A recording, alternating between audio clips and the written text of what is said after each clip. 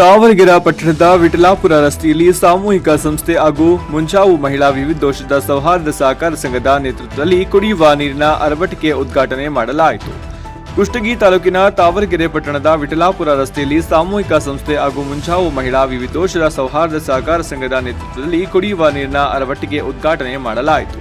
ಈಗಾಗಲೇ ಬೇಸಿಗೆ ಸಮೀಪಿಸಿದೆ. ರಸ್ತೆ ಮೂಲಕ ಹೋಗುವ ಸಾರ್ವಜನಿಕರಿಗೆ ನೀರಿನ ದಾಹ ನೀಗಿಸಲು ಕುಡಿಯುವ ನೀರು ಸಿಗುವ ವ್ಯವಸ್ಥೆ ಮಾಡಲಾಗುತ್ತದೆ ಎಂದು ಸಹಕಾರಿ ಸಂಘದ ಮುಖ್ಯ ಕಾರ್ಯನಿರ್ವಾಹಕ ಹನುಮಂತರೆಡ್ಡಿ ಹೇಳಿದರು. ಪಟ್ಟಣದ ವಿಠಲಾಪುರ ರಸ್ತೆಯಲ್ಲಿ ಈಚೆಗೆ ಸಾಮೂಹಿಕ ಸಂಸ್ಥೆ ಹಾಗೂ ಮುಂಜಾವು ಮಹಿಳಾ ವಿವಿಧೋಷ ಸೌಹಾರ್ದ ಸಹಕಾರ ಸಂಘದ ನೇತೃತ್ವದಲ್ಲಿ ಕುಡಿಯುವ ನೀರಿನ ಅರವಟಿಕೆ ಉದ್ಘಾಟನೆ ಕಾರ್ಯಕ್ರಮದಲ್ಲಿ ಮುಖ್ಯ ಅತಿಥಿ ಸ್ಥಾನ ವಹಿಸಿ ಮಾತನಾಡಿದರು.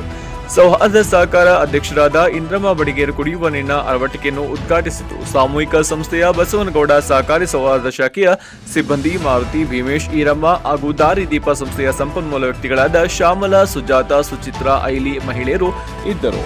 ವರದಿ ಅಮಾಜಪ್ಪ, ಜುಮಲಾಪುರ.